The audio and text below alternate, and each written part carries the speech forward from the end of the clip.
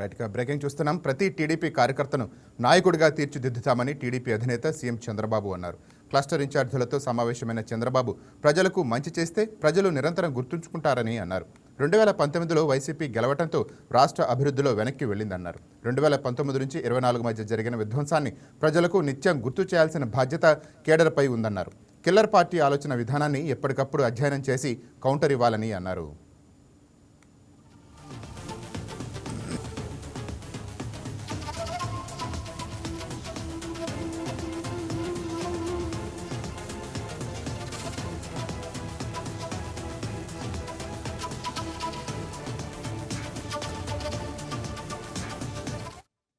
రెడ్డిగా అవకాశాలను ఉపయోగించుకొని కార్యకర్తలు నాయకులుగా ఎదగాలని, ప్రజలకు మంచి చేస్తే ప్రజలు నిరంతరం గుర్తుంచుకుంటారని టీడీపీ క్లస్టర్ ఇన్ఛార్జీలకు చంద్రబాబు సూచించారు. సుదీర్ఘకాలం అధికారంలో ఉంటేనే అభివృద్ధి సాధ్యమని, అందువల్ల ప్రజలకు 2019 నుంచి 24 మధ్య జరిగిన విధ్వంసాన్ని ప్రజలకు నిత్యం గుర్తు చేయాలని తెలిపారు. మనం చేస్తున్న మంచి పనిని ప్రజలకు వివరించడంతో పాటు కార్యక్రమాల అమలుకు ప్రభుత్వం పడే కష్టాన్ని ప్రజలకు తెలియజేయాలని అన్నారు. కిల్లర్ పార్టీతో అందరూ జాగ్రత్తగా ఉండాలంటూ వైసీపీకి చురకలంటించారు. కిల్లర్ పార్టీ ఆలోచన విధానాన్ని ఎప్పటికప్పుడు అధ్యయనం చేసి కౌంటర్ ఇవ్వాలని అన్నారు.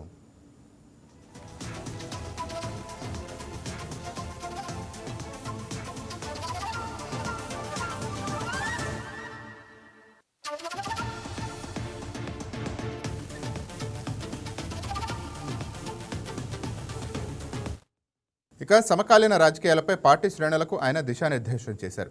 వైసీపీని ఒక కిల్లర్ పార్టీగా అభివర్ణించిన చంద్రబాబు ఆ పార్టీ ఆలోచన విధానాన్ని ఎప్పటికప్పుడు అధ్యయనం చేస్తూ కౌంటర్ ఇవ్వాలని కార్యకర్తలకు సూచించారు.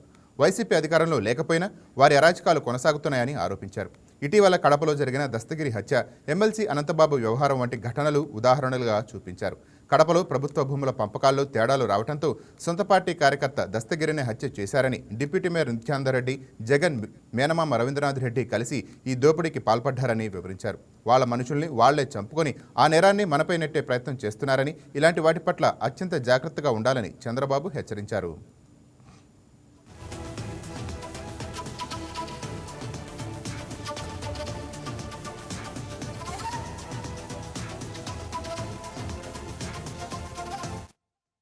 అదేవిధంగా డ్రైవర్ సుబ్రహ్మణ్యం హత్య ఉదంతాన్ని గుర్తు చేస్తూ ఎమ్మెల్సీ అనంతబాబు సాక్ష్యాలను సైతం బెదిరించారని ఆరోపించారు. రోడ్ల మీదకొస్తారు, రెచ్చగొడతారు, ప్రజలను ఇబ్బందులు పెడతారని, చర్యలు తీసుకోకుంటే దాన్ని రాజకీయం అంటారని వైసీపీ నేతలకు సెటైర్లు వేశారు. అన్యాయం జరిగిందని పరామర్శకు వెళ్లి సొంత కార్యకర్తలను కార్ల కింద తొక్కించి చంపుతారని ఎద్దేవా చేశారు. ఇలాంటి పార్టీని తన జీవితంలో ఎప్పుడూ చూడలేదని ఆయన ఆవేదన వ్యక్తం చేశారు.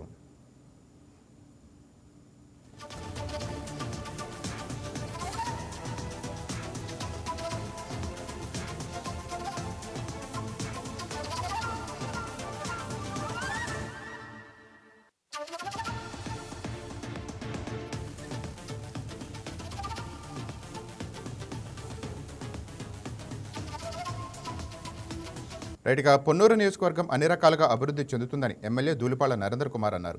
వీధి దీపాల నిర్వహణకు ఆధునిక సోలార్ వ్యవస్థను ప్రారంభించిన ఎమ్మెల్యే ధూళిపాళ్ల నరేంద్ర కుమార్ కూటమి పాలనలో అభివృద్ధి పనులు శరవేగంగా జరుగుతున్నాయని అన్నారు. ఎన్నికల్లో ఇచ్చిన ప్రతి హామీని అమలు చేస్తున్నామని తెలిపారు. మున్సిపాలిటీలో మౌలిక వసతుల కల్పన, సమగ్ర అభివృద్ధి కోసం ప్రభుత్వం కట్టుబడి ఉందన్నారు. డ్రైనేజీ అభివృద్ధికి 32 కోట్ల నిధులతో ప్రణాళిక రూపొందించినట్టు తెలిపారు. దాతల సహకారంతో ప్రతి ఇంటికి ఆర్ఓ వాటర్ అందించేందుకు కృషి చేస్తామని తెలిపారు. సహకారంతో నూతనమైన సాంకేతిక పరిజ్ఞానం ఆంఫిన్ హోమ్స్ వారి యొక్క సహకారంతో ఇవాళ మనం చేయడం చాలా సంతోషం. వారికి మనస్ఫూర్తిగా నేను పొన్నూరు ప్రజల తరపున కృతజ్ఞతలు తెలియజేస్తాను. కాలం మారుతా ఉంది, టెక్నాలజీ మారుతా ఉంది. ప్రజలకి మెరుగైన సేవలు అందించే దానిలో సాంకేతిక పరిజ్ఞానాన్ని కూడా ఇవాళ అనుసంధానం చేసినప్పుడు ప్రజలు కోరుకున్న అభివృద్ధిని కానీ సమస్యల్ని అనుకున్న తక్కువ సమయంలో పరిష్కారం చేసే అవకాశం ఇటువంటి అధునాతన వ్యవస్థల ద్వారా కలుగుతుందని చెప్పి తెలియజేస్తూ మరొకసారి ఖచ్చితంగా మేమంతా కూడా పొన్నూరు అభివృద్ధికి కట్టుబడి ఉన్నాం.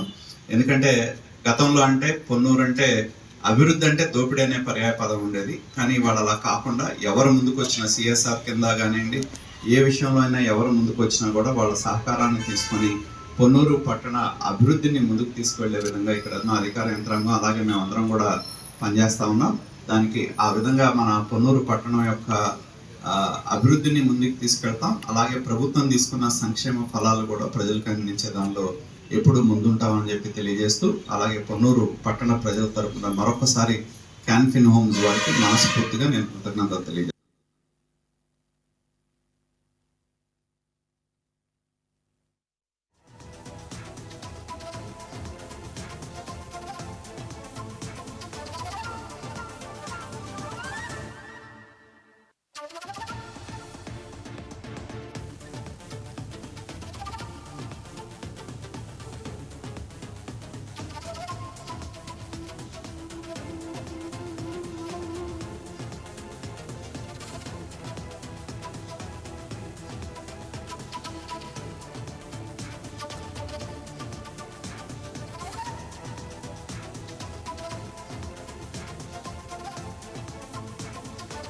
ఇక డీఎస్పీ దేవరకొండ ప్రసాద్ తన ఉద్యోగానికి రాజీనామా చేశారు.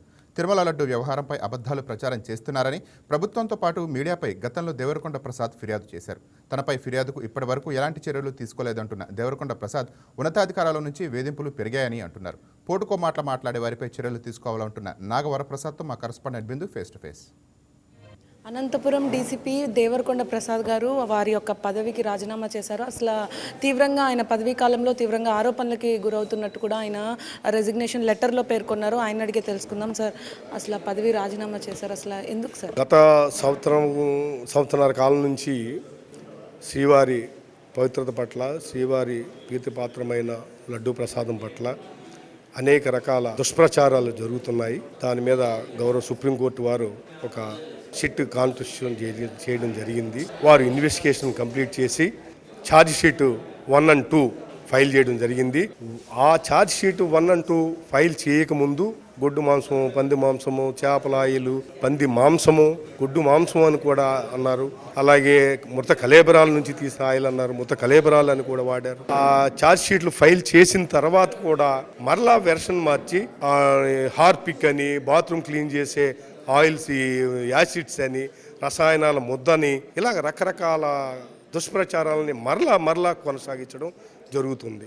అందుచేత నేను మనస్తాపం చెంది పోలీస్ ఆఫీసర్గా దీన్ని భరించలేక నేను కంప్లైంట్ చేయటం జరిగింది. సో దాని పట్ల ఏ విధమైన చర్య లేదు, ఏ విధమైన యాక్షన్ లేదు. అందుచేత నేను గవర్నర్ గారిని కలవటానికి అపాయింట్మెంట్ కోసం ట్రై చేశాను.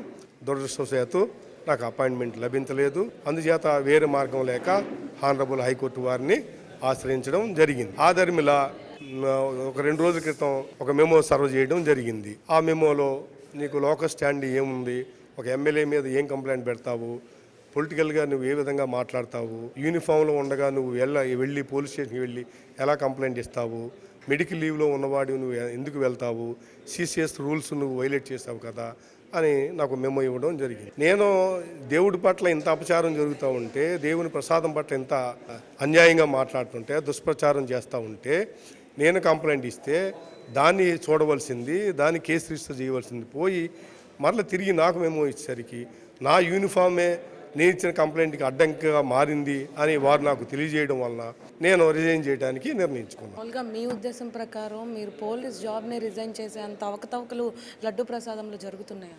అంటే అవకతవకలు అంటే అండి, అది మన సిట్ వారు ఛార్జ్ షీట్ ఫైల్ చేశారు. అందులో palm kernel oil, palm oil, vegetable oil కలిసినవి అని చెప్పేసి వారు కన్క్లూజన్ ఛార్జ్ షీట్లో పొందుపరచడం జరిగింది. అది ఛార్జ్ షీట్లో ఉన్నాయి. అది court of Lalo, before court of law అది ప్రాసిక్యూషన్ జరుగుతుంది. ఇన్వెస్టిగేషన్ అంతా కంప్లీట్ అయిపోయింది. దాని ప్రకారం అది జరుగుతుంది. ఇప్పుడు రిజైన్ చేశారు, ఇప్పుడు మళ్ళీ మీరు కేసు ఫైల్ చేసి మళ్ళీ పోరాటం ఏమైనా చేస్తారా? ఆల్రెడీ నా కంప్లైంట్ పోలీస్ వారి దగ్గర ఉందండి. అది నేను ఇప్పుడు రిజైన్ చేశాను కాబట్టి నా కంప్లైంట్ వారు రిజిస్టర్ చేయొచ్చు. లేదు మరలా ఫ్రెష్ కంప్లైంట్ ఇవ్వమంటే మళ్ళీ ఫ్రెష్ కంప్లైంట్ ఇస్తాను. సో చూసారు కదా, ముఖ్యంగా శ్రీవారి లడ్డు ప్రసాదంలో ఆయన గురవుతున్న హెరాస్మెంట్కి సంబంధించి పూర్తిగా ఆయన మనస్తాపానికి చెంది ఇటువంటి నిర్ణయం తీసుకున్నానని కూడా చెప్తున్నారు. ఏకంగా తన జాబ్ని, యూనిఫామ్ని పనంగా పెట్టి జాబ్ రిజైన్ చేసి వెళ్ళిపోతున్నాను. ఇప్పుడు శ్రీవారి లడ్డు ప్రసాదంలో ఏవైతే హెరాస్మెంట్ గురవుతూ ఉన్నారో కొద్ది రోజులుగా ఆయన తీవ్ర మనస్తాపానికి చెంది ఇటువంటి నిర్ణయం తీసుకున్నానని కూడా చెప్తున్నారు. లడ్డు విషయంలోనే కాకుండా మిగతా విషయాల్లో కూడా ఈ ఏదైతే హెరాస్మెంట్ వస్తుందో ఆయనకి తీవ్రంగా కాల్స్ వస్తున్నాయి, ఉన్నతాధికారుల నుండి కూడా వస్తున్నాయి. ఇంకా హైకోర్టుని ఆశ్రయించాను, అదేవిధంగా గవర్నర్ కలవడానికి కూడా నేను ట్రై చేశాను, కానీ కుదరలేదు అని కూడా చెప్పడం జరుగుతుంది. ఇది ఇక్కడ పరిస్థితి. వీడియో జర్నలిస్ట్ వెంకట్తో Bindu, YK news, Vijayawada press club నుంచి. ఇక ఎస్సీ ఎమ్మెల్యేపై వివక్ష చూపుతున్నారంటూ జీడీ నెల్లూరు ఎమ్మెల్యే థామస్ సంచలన వ్యాఖ్యలు చేశారు. గెలిపించేటప్పుడు కావాలి కానీ అధికారంలో ఉండకూడదా అంటూ ప్రశ్నించారు. తాము బానిసలముగా ఉండాలా, ఇదెక్కడి న్యాయమంటూ నిలదీశారు. కొందరిలో ఎస్సీలంటే చులకనాభావం ఉందన్న థామస్ వారిని ఇబ్బందులకు గురి చేస్తున్నారంటూ ఆగ్రహం వ్యక్తం చేశారు. ఖర్చు పెట్టే ఎస్సీలు కావాలి, గెలిపించే ఎస్సీలు కావాలి, కానీ ఎస్సీ ఎమ్మెల్యేలకు అధికారం ఉండకూడదు, తొక్కేయాలని చూస్తున్నారని మండిపడ్డారు. ఎస్సీ ఎమ్మెల్యేలను టార్గెట్ చేస్తున్నారని, ఇది కరెక్ట్ కాదని అన్నారు. ఎస్సీలు కాళ్లు పట్టాలి, వారు బానిసలుగా ఉండాలి అన్న భావన కరెక్ట్ కాదని ఎమ్మెల్యే థామస్ వ్యాఖ్యానించారు. అంటే చదువుకున్న ఎస్సీ కావాలి, ఖర్చు పెట్టే ఎస్సీ కావాలి, గెలిపించే ఎస్సీ కావాలి, కానీ ఎస్సీకి ఎమ్మెల్యే కొంత అధికారం మాత్రం ఇవ్వకూడదు. ఆ ఎస్సీ ఎమ్మెల్యే తొక్కేయాలి. ఏం న్యాయం? ఇది కరెక్టా? నేను ఒకే అడుగుతున్నా, ఎస్సీ ఎమ్మెల్యే అందరూ కూడా ఏం చేస్తున్నారు? అక్కడ కూడా ఇబ్బంది పెట్టిస్తున్నారు. మంచిదో చెడ్డదో ఇప్పుడు అక్కడ టార్గెట్ చేస్తున్నాం, ప్రత్యేకంగా ఎస్సీని టార్గెట్ చేస్తున్నాం. ఇది కరెక్ట్ కాదు. పక్షపాతం లేకుండా మంచిగా అదేంటంటే వేరే క్యాస్ట్ లో ఎవరు తప్పు లేదా? ఓన్లీ ఎస్సీ ఎమ్మెల్యే తప్పు చేస్తారా? అంటే ఎస్సీలు వచ్చి రెడ్డిగా మంగళగిరి క్రికెట్ స్టేడియంలో జూన్ 5 నుంచి ఆంధ్ర ఐపీఎల్ నిర్వహిస్తున్నట్లు Andhra cricket association secretary, Rajya Sabha MP సానా సతీష్ బాబు తెలిపారు. జూన్ 5 లోపు స్టేడియంలో పెండింగ్ పనులతో పాటు స్టేడియం కనెక్టివిటీ, రోడ్ల పనులు పూర్తి చేస్తామని అన్నారు. మంగళగిరిని అంతర్జాతీయ స్థాయి స్పోర్ట్స్ సెంటర్ ఆఫ్ ద ఎక్సలెన్స్గా అభివృద్ధి చేస్తామని అన్నారు. మంత్రి నారా లోకేష్ చొరవతో మంగళగిరిలో క్రీడల అభివృద్ధికి ప్రత్యేక ప్రణాళిక రూపొందిస్తున్నామని తెలిపారు. రాజధాని అమరావతిలో 40,000 మంది సామర్థ్యంతో త్వరలోనే కొత్త స్టేడియం నిర్మాణం జరుగుతుందని అన్నారు. మంగళగిరి స్పోర్ట్స్ స్టేడియంలో first time Andhra premier league launching June 5 చేస్తున్నాం.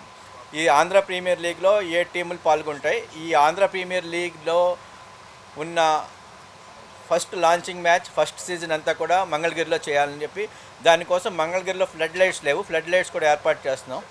మంగళగిరి స్టేడియాన్ని మేము నెక్స్ట్ లెవెల్కి తీసుకెళ్తున్నాం. అంటే ఓన్లీ క్రికెట్ కాకుండా మంగళగిరిలో ఉన్న క్రీడా స్ఫూర్తిని చూసాం, వాలీబాల్ మొత్తం అన్ని రకాలు ఏర్పాటు చేసి ఒక స్పోర్ట్స్ హబ్గా మా ప్రెసిడెంట్ కేసినేని శివనాథ్ గారు ఒక డైరెక్షన్తో మేము ఈ వర్క్ని స్టార్ట్ చేయడం జరిగింది. జూన్ 5కి క్రికెటింగ్ యాక్టివిటీస్ అన్నీ కూడా రన్నింగ్లోకి వస్తాయి. ఇంకో 2-3 నెలల్లో మిగిలిన స్పోర్టింగ్ యాక్టివిటీస్ కూడా ముందుకు తీసుకెళ్తాం. రోడ్ కనెక్టివిటీ కూడా అందుబాటులోనే వచ్చిందండి. యాక్చువల్గా జస్ట్ కనెక్టింగ్ రోడ్స్ చిన్న వేయాల్సినవి ఉన్నాయి. అవన్నీ కూడా మంగళగిరి స్టేడియంకి జూన్ 5 లోపల చాలా వరకు వర్కులు కంప్లీట్ చేస్తాయి. అంటే ఐపీఎల్కి వెన్యూ అవడానికి కావాల్సిన స్టాండర్డ్స్ ఇంకా రావాల్సినవి ఉన్నాయండి. అక్కడ ఏంటంటే ఐపీఎల్కి మేము కొత్తగా అమరావతిలో ఒక స్టేడియం కట్టాలని గౌరవ ముఖ్యమంత్రి గారు నిర్ణయించారు. అది వచ్చిన తర్వాత ఐపీఎల్ని మనం ఇక్కడికి తీసుకురాగలం. ఇప్పుడు దాకా వైజాగ్లో జరుగుతుంది. ఐపీఎల్కి డిఫరెంట్ స్టాండర్డ్స్ ఉన్నాయి. మినిమం 30-40 వేల మంది కూర్చోడానికి అవకాశం ఉండాలి. రోడ్స్ కానీ ట్రాఫిక్ కానీ ఉండాలి. దానికి అమరావతిలో కట్టే కొత్త స్టేడియంలో ఐపీఎల్ జరుపుతాం. ఒక 3-4 ఏళ్ళలో మాత్రం అది కంప్లీట్ చేస్తామని తెలుసు. ఈ సీజన్కి ఇంకొక ఫ్యాన్ పార్క్ని మేము రిక్వెస్ట్ చేస్తాం కాకినాడలో చేయమని చెప్పేసి. సెమీఫైనల్స్ కానీ ఫైనల్స్ కానీ వాళ్ళు ఇంకా పరిగణనలో తీసుకోలేదు. ఫస్ట్ వాళ్ళు మంగళగిరి ఏదో ఒక ప్లేస్లో చేస్తామంటే మంగళగిరి ఫస్ట్ ప్రిఫరెన్స్ ఇచ్చాం. మంగళగిరి క్రీడా ప్రేమికులు ఎక్కువగా ఉన్న ప్లేసు. మంగళగిరి చేస్తే బాగుంటుందని. క్రికెట్ అభిమానులకు, ముఖ్యంగా మంగళగిరి మరియు అమరావతి ప్రాంత వాసులకు ఆంధ్ర క్రికెట్ అసోసియేషన్ శుభవార్తను అందించింది. ఈ నెల ఏప్రిల్ 25 మరియు 26 తేదీల్లో మంగళగిరి వేదికగా టాటా ఐపీఎల్ ఫ్యాన్ పార్కును ఏర్పాటు చేయనున్నారు. స్టేడియంలో కూర్చొని మ్యాచ్ చూస్తే ఎలాంటి ఉద్వేగం, అనుభూతి కలుగుతుందో సరిగ్గా అలాంటి వాతావరణాన్ని ఈ ఫ్యాన్ పార్కులో సృష్టిస్తున్నామని ఎంపీ సానా సతీష్ తెలిపారు. భారీ ఎల్ఈడి స్క్రీన్లపై ఐపీఎల్ మ్యాచ్లను ప్రత్యక్షంగా ప్రసారం చేస్తూ అభిమానుల కేరింతల మధ్య క్రికెట్ పండుగను జరుపుకోవడానికి అన్ని ఏర్పాట్లు చేస్తున్నామని వెల్లడించారు. ఈ 2 రోజుల వ్యవధిలో మొత్తం 4 ఐపీఎల్ మ్యాచ్లు ఇక్కడ ప్రసారం చేయనున్నట్టు తెలిపారు. శనివారం మరియు ఆదివారం డబుల్ హెడెడ్ మ్యాచ్లు ఉండటంతో మధ్యాహ్నం నుంచి రాత్రి వరకు క్రికెట్ సందడి కొనసాగుతుందన్నారు. కేవలం మ్యాచ్లు మాత్రమే కాకుండా అక్కడికి వచ్చే వారి కోసం ప్రత్యేక ఫుడ్ కోర్టులు, మ్యూజిక్, పిల్లల కోసం గేమ్స్ మరియు ఐపీఎల్ స్పాన్సర్ల నుండి వివిధ రకాల ఎంటర్టైన్మెంట్ యాక్టివిటీస్ కూడా నిర్వాహకులు సిద్ధం చేశారని తెలిపారు. ఐపీఎల్ ఫ్యాన్ పార్క్ జరపడం చాలా సంతోషదాయకం. ఇది ఇక్కడ మనం 2 రోజుల పాటు 25, 26 4 మ్యాచ్లు ఐపీఎల్ ఫ్యాన్ పార్క్ని మంగళగిరికి కేటాయించిన బీసీసీఐ వారికి, ప్రత్యేకంగా జైషా గారికి, సైక్య గారికి ప్రత్యేక కృతజ్ఞతలు తెలియజేస్తున్నాను. అదేవిధంగా ఇక్కడ ఈ ఏర్పాట్ల విషయంలో సహకరించిన మంగళగిరి ప్రజలందరికీ కూడా మంగళగిరి ప్రీమియర్ లీగ్ చూడటానికి వచ్చినప్పుడు ఈ ప్రజల్లో ఉన్న క్రీడా స్ఫూర్తిని చూసాం. ఒక చిన్న టోర్నమెంట్ చూడటానికి 5,000 నుంచి 10,000 మంది వస్తున్నారు. ఇక్కడ ప్రీమియర్ లీగ్ టెలికాస్ట్ చేస్తే ఎలా ఉంటుంది అన్న ఉద్దేశంతో మేము ఇదే విషయాన్ని బీసీసీఐకి తెలియజేయగా వాళ్ళు ఈ 4 మ్యాచెస్ అందరూ వీక్షించడానికి దీంట్లో ఐపీఎల్ ప్రత్యేకంగా ఏర్పాట్లు చేసి పెద్ద పెద్ద స్క్రీన్స్తో వీళ్ళందరికీ వచ్చిన వాళ్ళందరికీ డిఫరెంట్ స్పోర్ట్సింగ్ అట్మాస్ఫియర్ ఎలా అయితే స్టేడియంలో ఉంటుందో ఆ విధంగా కలెక్ట్ చేయడానికి ఇక్కడ ఏర్పాట్లన్నీ చేయడం జరిగింది. మేము బీసీసీఐ వారికి రిక్వెస్ట్ చేసి 4 మ్యాచ్లు ఇక్కడ ఏర్పాటు చేయడం జరిగింది. 4 మ్యాచ్లు వీక్షించడానికి వచ్చిన జనాల కోసం, ఎవరైతే వస్తారో పబ్లిక్ అందరి కోసం కూడా ప్రత్యేకంగా అన్ని ఏర్పాట్లు, వాటర్ కానీ ఏ విధంగా కావాల్సిన ఏర్పాట్లన్నీ కూడా చేయటం జరుగుతుంది. ఈ మ్యాచ్లని ఇక్కడ వీళ్ళు వీక్షించే మ్యాచ్లని వీళ్ళు ప్రత్యేకంగా వీళ్ళు వీక్షించడాన్ని స్టార్లో కూడా లైవ్ చేస్తారు. ఇక్కడ వచ్చిన ప్రజలందరినీ కూడా ఎవరెవరు చూస్తున్నారో వీళ్ళందరినీ కూడా స్టార్లో లైవ్ చేస్తారు. ఇది ఒక different experience.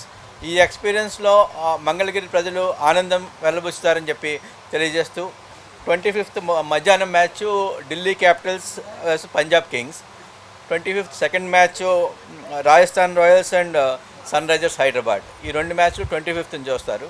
26th Chennai super kings and Gujarat titans afternoon match and Lucknow super giants and Calcutta knight riders second match. దీని 4 మ్యాచ్లు కూడా వీక్షిస్తారు. కానీ 3:30 మ్యాచ్లు కొద్దిగా ఎండ తీవ్రత ఉంది కాబట్టి కొద్దిగా ఇబ్బందులు ఉండొచ్చు. కానీ ఇక్కడ అన్ని ఏర్పాట్లు కూడా ఐపీఎల్ వారు ప్రత్యేకంగా బీసీసీఐ ప్రత్యేక ఏర్పాట్లు చేసింది. ఇది ఫస్ట్ టైం కాబట్టి ఇటువంటి ప్రతి సంవత్సరం జరగాలని చెప్పేసి, ఎందుకంటే లాస్ట్ ఇయర్ ఇదే ఐపీఎల్ ఫ్యాన్ పార్క్ని కాకినాడలో చేయడం జరిగింది. కాకినాడలో 17,000 మంది వచ్చారు. మంగళగిరి జనాలను కూడా అదేవిధంగా ఆదరిస్తారని. ఇక చిత్తూరు జిల్లా పలమనేరు ప్రభుత్వ ఆసుపత్రిపై వస్తున్న ఆరోపణలపై వైద్య సిబ్బంది వివరణ ఇచ్చారు. రోగులకు నాణ్యమైన వైద్య సేవలు అందిస్తున్నట్టు సూపరింటెండెంట్ మమతారాణి తెలిపారు. కొంతమంది కావాలని ఆసుపత్రిపై దుష్ప్రచారం చేస్తున్నారన్నారు.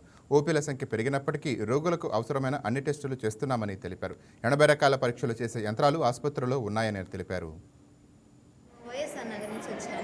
డాక్టర్లు అంతే బాగా చూస్తాను, చెకప్లు అన్నీ బాగా చేస్తారు, బాగా మాట్లాడతారు, అన్ని బాగా టిప్స్ అన్నీ బాగా చెప్తారు, బాగా రెస్పాన్స్ అవుతారు సార్. ఏదన్నా బ్లడ్ తక్కువ ఉంటే కూడా ఇంప్రూవ్ చేసుకోవాలి, బాగా తినాలి అని బాగా చెప్తారు.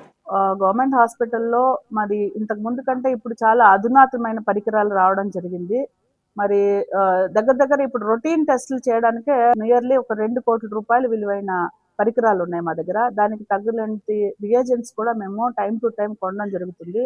ఒక రోజుకి కనీసం అంటే ఒక 300 శాంపిల్స్ మేము టెస్టులు చేయడం జరుగుతుంది. టెస్టులు అన్ని కూడా కరెక్ట్ గా ఉన్నాయా లేదా అనే ఒక మీకు డౌట్ ఉంది కదా, మేము దానికి ఎవిడెన్స్ చూపిస్తాము. మేము ఇక్కడ దగ్గరలో ఉన్న CMC Rayavellore, India famous internationally standards maintain చేసే దీనికి హాస్పిటల్ కి మేము మా ల్యాబ్ తరఫున శాంపిల్స్ కౌంటర్ టెస్టింగ్ కి పంపించడం జరిగింది. ఆల్రెడీ ఇది ఎవ్రీ 6 months కి మేము పంపిస్తూ ఉంటాము. దీనికంటూ సెపరేట్ గా ఫీజు కూడా కడుతున్నాం మేము. సో దాంట్లో మా టెస్టింగ్స్ ఎలా ఉన్నాయి, ప్రమాణాలు కరెక్ట్ గా మేము మెయింటైన్ చేస్తున్నామా లేదా అనేది మేము తెలుసుకుంటే దాంట్లో మేము పర్ఫెక్ట్ గా ఉన్నామని వాళ్ళు మాకు సర్టిఫై కూడా చేయడం జరిగింది. అది రీసెంట్ గానే వచ్చింది ఇది కూడా. ఎందుకంటే హ్యూమన్ ఎర్రర్స్ కొన్ని జరుగుతుంటాయి తప్పులు, అలా కూడా జరగకూడదు అనే ఒక కారణంతో మేము ఈ చర్య తీసుకోవడం జరిగింది. అంతేకాకుండా ఐపీహెచ్ఎల్ ల్యాబ్ అనేది ఒక జిల్లాకి ఒకటే శాంక్షన్ అవుతుంది. పలమనేరు హాస్పిటల్ని స్పెషల్గా సెలెక్ట్ చేసుకోవడం జరిగింది. ఎందుకంటే మా దగ్గర ఇక్కడ ఒక ఎండి పెథాలజీ మేడం ఉన్నారు. సో తను పర్యవేక్షణలో ల్యాబ్లో అన్ని కూడా ప్రమాణాలు బాగా చేస్తున్నారని గుర్తించి స్టేట్ గవర్నమెంట్ వాళ్ళు పలమనేరుకి శాంక్షన్ చేశారు ఐపీహెచ్ఎల్ ల్యాబ్. ఇంతే కాకుండా డిస్ట్రిక్ట్ పబ్లిక్ హెల్త్ ల్యాబ్ అని చిత్తూరులో ఉంటుంది, అది డిస్ట్రిక్ట్ హెడ్ క్వార్టర్లో. సో ఇప్పుడు మనకి డిస్ట్రిక్ట్ హెడ్ క్వార్టర్ హాస్పిటల్లో ఎప్పుడైతే అపోలోకి హ్యాండ్ ఓవర్ జరిగిందో, సో వేరే చోటకి దాన్ని షిఫ్ట్ చేయాలి. సో డిస్ట్రిక్ట్ మొత్తంలో ఎక్కడ బాగా జరుగుతున్నది, ఎక్కడ మంచిగా స్టాఫ్ చూసుకుంటున్నారు, ఎక్కడ ఎక్కువ మంది పేషెంట్స్ లభ్య పొందుతున్నారు అనేది తీసుకొని పరిగణలోకి తీసుకొని వాళ్ళు పలమనేరు సెలెక్ట్ చేసి బీపీహెచ్ఎల్ ల్యాబ్ కూడా తొందరలోనే ఇక్కడ షిఫ్ట్ చేయడం జరుగుతుంది. ఈ ఐపీహెచ్ఎల్ ల్యాబ్కి సంబంధించి ఒక ఎక్విప్మెంట్ వచ్చింది, దాని కాస్ట్ నియర్ 40 crores. అది ఇంకా ఇన్స్టాలేషన్ అవ్వలేదు. ఇన్స్టాలేషన్ అయిన తర్వాత మళ్ళీ దాంట్లో కూడా మేము టెస్టులు చేయడం జరుగుతుంది. సో మాకైతే ఎటువంటి డౌట్ లేదు, అవసరం అయితేనే చేస్తాము, అంతేగాని వాళ్ళు వచ్చి మీరు ఇది చెయ్యండి అని చెప్పి డిమాండ్ చేయకూడదు. బయట చూపించుకొని వచ్చి ఇక్కడ టెస్టుల కోసం మాత్రమే రావడం అలాంటివి చేస్తే మనము మీట్ అవ్వడం కూడా కష్టం అవుతుంది. పేషెంట్ సర్వీసెస్ లో భాగంగా ఈ టెస్టులు అయితే మేము డెఫినెట్ గా డాక్టర్ గారు ప్రిస్క్రైబ్ చేస్తే ఖచ్చితంగా చేయడం. ఇక అంబేద్కర్ కోనసీమ జిల్లా అమలాపురంలో స్థానిక మహిళలకు సముద్రపు నాచు పెంపకంపై అవగాహన కల్పించారు. కలెక్టరేట్లోని గోదావరి భవనంలో మత్స్యకార స్వయం సహాయక సంఘాల మహిళలకు సముద్రపు నాచు పెంపకం తద్వారా లభించే ఆర్థిక ప్రయోజనాలపై జిల్లా కలెక్టర్ ఆర్ మహేష్ కుమార్ వివరించారు. ఎకరంలో సముద్రపు నాచు పెంచితే 6 నెలల్లో 2 లక్షల నుంచి 3 లక్షల లాభం వస్తుందని తెలిపారు. మన కోనసీమ జిల్లా మత్స్యకారులకు కూడా ఈ సముద్ర మొక్కల పెంపకం ద్వారా ఏ ఏరియాల్లో మొత్తం 7 మండలాల్లో కూడా సముద్ర మొక్కల పెంపకం ఒక పైలట్ స్కేల్ ద్వారా తీసుకొచ్చి చేస్తే బాగుంటుంది అనేది ఒక ముఖ్యమైన ఉద్దేశం. దాంట్లో భాగంగా కప్పాఫైకస్ అల్వరేజీ అనే సీవీడ్ని ముఖ్యంగా పెంచితే దాంట్లో ప్రపంచవ్యాప్తంగా డిమాండ్ ఉంది. మన భారతదేశంలో కూడా ఉన్నటువంటి సముద్ర మొక్కల మీద ఉండే చాలా ఇండస్ట్రీస్ ఇతర దేశాల నుంచే దిగుమతి చేసుకుంటున్నారు. కాబట్టి మనం ఇక్కడ పెంచుకుంటే ప్రతి టన్ను మనం ప్రొడ్యూస్ చేసే ప్రతి టన్ను కూడా కొనుక్కోవడానికి అన్ని రకాల కంపెనీస్ ఉన్నాయి. కలెక్టర్ గారికి సిఎస్ఎంసిఆర్ఐ తరఫున మనం హామీ ఇచ్చాము. ఆ కంపెనీలతోటి ఇక్కడ ఎంఓయూ చేసి మత్స్యకారుల దగ్గర నుంచి తీసుకునేలాగా ఏర్పాటు చేస్తాము. 1 టన్ను మెటీరియల్ నుంచి ఇప్పుడు 75 టన్నుల మెటీరియల్ వరకు ఒక 100 క్లస్టర్ల వరకు తీసుకురావడం జరిగింది. కలెక్టర్ గారు వాళ్ళని కూడా ఆహ్వానించి వాళ్ళ అనుభవాలు కూడా ఇక్కడ మత్స్యకారులతోటి పంచుకున్నారు. కాబట్టి ఇప్పుడు సిఎస్ఎంసిఆర్ఐ టెక్నాలజీ అక్కడ ఏటి మొగ్గలో మత్స్యకారుల అనుభవం ఉన్న మత్స్యకారులను ఇక్కడికి తీసుకొచ్చి వాళ్ళ ద్వారా ప్రతి గ్రామానికి ఒక 10-12 క్లస్టర్లు ఫస్ట్ ఫేజ్లో ఇన్స్టాల్ చేసుకొని ఒక 2 సైకిల్స్ చూస్తే ఒక్కొక్క సైకిల్ 45 రోజులు పడుతుంది. చూస్తే దాంట్లో నుంచి వచ్చినటువంటి ఉత్పత్తిని బట్టి మిగతా మత్స్యకారులంతా ముందుకొచ్చి వాళ్ళ స్వయం ఉపాధి కోసం సముద్ర మొక్కలను ఇంకా బాగా పెంచితే బాగుంటుందని ఒక ముఖ్య ఉద్దేశం.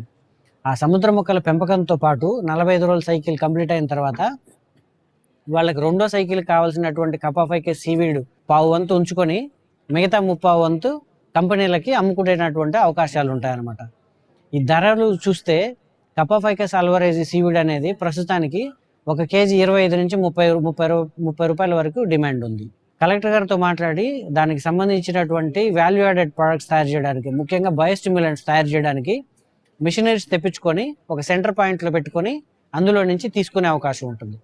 ఎవరైనా ప్రైవేటు స్టార్టప్స్ ఎంటర్ప్రినర్స్ ఉంటే వాళ్ళు కూడా అలాంటి యువత ఉంటే కూడా అలాంటి అవకాశాలు సెర్ప్ ద్వారా ఫిషరీస్ డిపార్ట్మెంట్ సపోర్ట్ ద్వారా తీసుకొని వాళ్ళైనా కానీ ఈ బయోస్టిమ్యులెంట్ ఇండస్ట్రీ ఫ్యాక్టరీ లాగా స్టార్ట్ చేసుకోవచ్చు. సీవీడ్ మత్స్యకారుల నుంచి 25-30 రూపాయల కిలో తీసుకొచ్చి ఈ బయోస్టిమ్యులెంట్ తయారు చేస్తే అప్పుడు 1 లీటర్ బయోస్టిమ్యులెంట్ రా బయోస్టిమ్యులెంట్ వచ్చేసి 80 రూపాయల నుంచి 120 రూపాయల మధ్యలో మార్కెట్ B2B మార్కెట్ చేసుకునే అవకాశం ఉంటుంది. దాని ద్వారా కూడా యువతకి ఇంకా ఉద్యోగ అవకాశాలు వచ్చే అవకాశాలు ఉంటాయి. రెడ్డిగా కర్నూలు జిల్లా ఆధునిలో ఏఐవైఎఫ్ నేతలు ధర్నాకు దిగారు. కల్తీ కల్లు విక్రయాలపై చర్యలు తీసుకోవాలంటూ ఆందోళనకు దిగారు. నియోజకవర్గంలో వందలాది లీటర్ల కల్తీ కల్లు ఏరులై పారుతున్న అధికారులు చర్యలు తీసుకోవటం లేదని ఆరోపించారు. నియోజకవర్గ వ్యాప్తంగా సుమారు 25కు పైగా కల్తీ దుకాణాలు నడుస్తున్నాయని, వీటి ద్వారా ప్రతిరోజు 3000 నుండి 4000 బాటిళ్ల కల్లు విక్రయం జరుగుతోందని ఏవైఎఫ్ నేత వీరేష్ తెలిపారు. నేడు అఖిల భారతీయ జన సమైక్య ఏర్పాటు చేసినటువంటి ఈ యొక్క కల్తీ కళ్ళు అరికట్టాలనే కార్యక్రమంలో భాగంగా మరి ఆదోన్లోనే దాదాపుగా నాకు తెలిసి మరొక అంతా కలిసి ఒక 20-25 షాపులు ఉండవచ్చు. మరి అందుకు దాదాపుగా 2000 వరకు కూడా ఈ యొక్క రోజువారీ ఇన్ని బాటిల్స్ కూడా అమ్మకం పోతాయి. ఈ కల్తీ కళ్ళను తాగి స్లమ్ ఏరియాలో ఉన్నటువంటి బడుగు బలహీన వర్గాలే అధిక సంఖ్యలో దీన్ని సేవిస్తారు. కాబట్టి మరి వాళ్ళు చేసే పనులు కానీ లేదా వాళ్ళ కుటుంబ ఆర్థిక పరిస్థితులు కానీ మరి ఈ కల్తీ కళ్ళు తాగి వాళ్ళ ప్రాణాలు కోల్పోయిన అనారోగ్యాలకు గురైన అది చాలా వాళ్ళ కుటుంబాలనే నాశనం చేసినటువంటి ఇదవుతుంది. కాబట్టి వెంటనే సంబంధిత అధికారులు ఈ కల్తీ కళ్ళపై చర్యలు తీసుకుని దాన్ని ఎవరైతే తయారు చేస్తారో దాన్ని అన్నిటి కూడా అరికట్టాలని చెప్పి, అదేవిధంగా ఈ ప్రాంతంలో ఈత చెట్లు కూడా చాలా తక్కువ ఉన్నాయి. కళ్ళు గీత కార్మికులు తీసేదంతా ఈడ రోజు సేల్ అయ్యేదంతా కూడా దాని మీద సంబంధిత అధికారులు కూడా పరిశీలన చేసి నివేదిక వేసి మరి అలాంటి కల్తీ కళ్ళు తయారు చేసి అమ్ముతున్నటువంటి వారిపై ఖచ్చితంగా చట్టరీత్యా చర్యలు తీసుకోవాలని చెప్పి భారత కమ్యూనిస్ట్ పార్టీ అలాగే భారత కమ్యూనిస్ట్ పార్టీ అనుబంధ సంఘమైనటువంటి ఏఐవైఎఫ్ చేపట్టిన ఈ కార్యక్రమానికి సిపిఐగా సంపూర్ణ మద్దతు తెలియజేస్తూ భవిష్యత్తులో ఖచ్చితంగా దీనిపై ప్రభుత్వం కానీ ప్రభుత్వ యంత్రాంగం కానీ మరి చట్టరీత్యా చర్యలు తీసుకోలేని పక్షంలో ప్రజాస్వామ్య పద్ధతిలో దీనిపై ఖచ్చితంగా ప్రజాందోళన చేపట్టగలమని చెప్పి సందర్భంగా తెలియజేస్తూ నా పేరు టి వీరేష్, భారత కమ్యూనిస్ట్ పార్టీ పట్టణ కార్యదర్శి. విచ్చలవిడిగా కల్తీ తయారు జరుగుతూ ఉంది. తయారు అనేది కూడా మేము చెప్పడం లేదు, ఈరోజు పత్రికల్లో కూడా వస్తూ ఉంది. పత్రికలను చూసిన తర్వాత ఎక్సైజ్ సిఐ గారు స్పందించి వెనకనే కల్తీ డిపోల పైన తనిఖీ చేసి దాడులు చేయాల్సిన అవసరం, బాధ్యత చాలా అవసరం ఉంది. గతంలో కూడా వైసీపీ గవర్నమెంట్ టైంలో కల్తీ కళ్ళు సంబంధించిందని ఎక్సైజ్ అధికారులు వచ్చి సీజ్ చేశారు. కల్తీ కళ్ళను అరకట్టకపోతే భారత కమ్యూనిస్టు పార్టీ ఆధ్వర్యంలో పెద్ద ఎత్తున ధర్నాలు నిర్వహిస్తామని హెచ్చరిస్తా ఉన్నాం. ఇది ఆరంభం మాత్రమే. గతంలో కళ్ళు కాదు కదా, కళ్ళు సీస బయటకు వచ్చినా ఊరుకుండే ప్రసక్తి లేదని ఎక్సైజ్ సిఐ గారికి హెచ్చరిస్తూ